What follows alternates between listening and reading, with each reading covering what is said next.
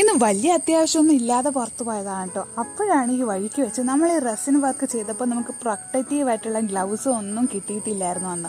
അപ്പോൾ ഞാൻ വിചാരിച്ചു ഇന്ന് അത് വാങ്ങാമെന്ന്. അപ്പോൾ അങ്ങനെ അന്വേഷിച്ച് നടന്നപ്പോൾ എനിക്ക് ഗ്ലൗസ് കിട്ടിയത് നമ്മുടെ കേക്കൊക്കെ ഉണ്ടാക്കാൻ വേണ്ടി നമ്മൾ കുറച്ച് പ്രോഡക്ട്സ് മേടിക്കില്ലേ, അതിൻ്റെ ഒരു ഷോപ്പിൽ നിന്നാണ് ഈ ഡിസ്പോസിബിൾ ഗ്ലൗസ് കിട്ടിയത്.